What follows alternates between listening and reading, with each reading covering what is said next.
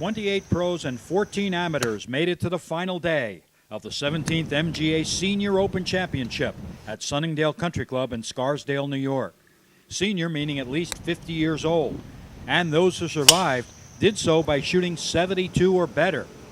They were chasing first-round leader Mark MIELKE, who shot a sizzling 6 under par 65 in round 1, an amazing 31 on the front 9. You have a game plan for today? Anything? Hopefully I can do the same thing I did yesterday. Thanks. Good luck, Mark. Thank you. Mark knew, of course, that the 41 other players in the field were all within 7 shots of the lead. Yeah, I'm feeling pretty You got good. a chance today, sir? I think so. We got to make some putts, though. Everybody's got a chance. Yeah. What'd you have, 72? 72. You're a 2-time winner of this event, Bob. Yep. I've had good luck in it. You know, you Uh-huh. never know. I'm trying to keep my head on straight. Try to keep myself sane. I like The that. best I can do, I think. I tried to do what I did yesterday. I hit the ball pretty good yesterday, so if I can hit the greens and make a few putts, it'll be a fun day. Milky's a good player. It'll be tough to catch. All right, good luck, Frank. Thank you very much. Frank Esposito was one of 2 players only 2 shots out of the lead for the championship. The other was amateur Dan Levinson, who was paired with Mark MIELKE in the final round. Both men birdied the short par 5 first hole. Mark moved to 7 under par and Dan to -5. Both men scrambled for par on the 3rd. Dan hitting an excellent pitch shot here, but then he began to lose ground. The Milkman, as they call him, was intent on lengthening his lead, a lead that everyone wanted to see disappear. But you have to make putts to do that. And there were birdies made out there, of course, but not enough to put a lot of pressure on the leader.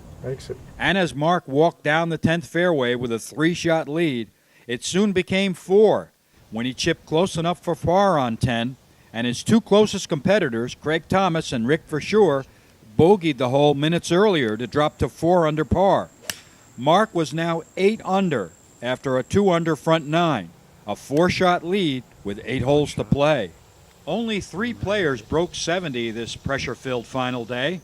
One was Mike Diffley of Pelham Country Club with a 69.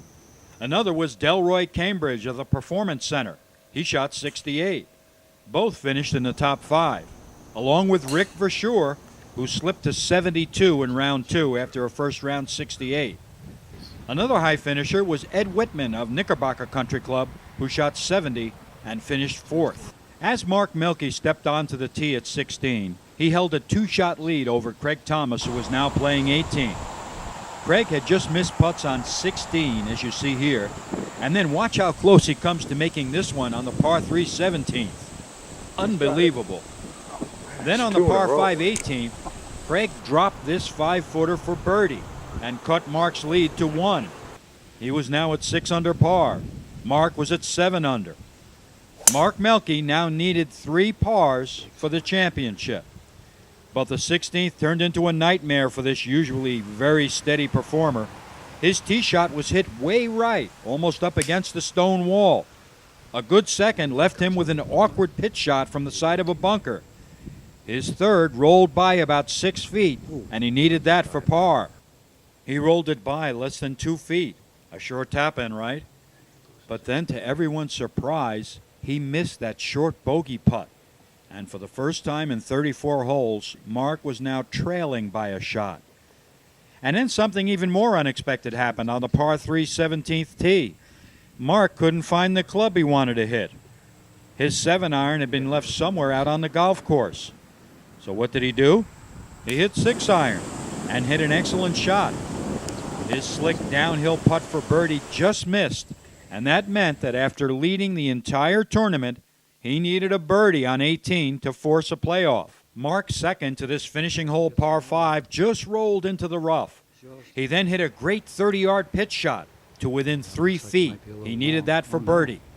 Playing partner Dan Levinson putted first and made this clutch putt to share low amateur honors with 3 other players. Mark then calmly rolled in his birdie 4, and that meant a sudden death playoff with Metropolis head pro Craig Thomas, who had time for about a 90-second warm-up before heading to the first tee. Looking forward to hopefully making one more birdie and have it count. Like the birdie on 18, right? I like the birdie on 18, yeah, exactly. Good luck to you, my friend. Thank you. Time for the sudden death playoff. Both players hit the short par 5 first hole in 2 and were putting for eagles. Both two-putted, however, for birdies, and the playoff continued to hole number 10, where both men hit great drives. Mark was away and had 171 yards uphill. His 5-iron second shot went right, missing the green, coming to rest just off the cart path. Craig's second, from about 140 yards out, just reached the front of the green. Mark was able to get relief, dropped his ball, had a lot of green to work with, but because of the severe slope, it was still a tough up and down. He didn't hit it quite hard enough, and it took the slope, rolled away from the hole to about 18 feet. If Craig Thomas could two-putt from about 35 feet, he'd force Mark to make that 18-footer to continue the match. He rolled it to about a foot away and then tapped it in. It was then all up to Mark MIELKE. Oh, he goes by on the right. It's all over, ladies and gentlemen. Craig Thomas wins the Senior Open, defeating Mark MIELKE in a 2-hole playoff. Mark was obviously very disappointed. Craig, of course, felt quite differently. I feel good now. Thank you. Thank you very much. And so, Craig Thomas wins the 17th MGA Senior Open, defeating Mark MIELKE on the second hole of a sudden death playoff. So long from Sunningdale Country Club in Scarsdale, New York.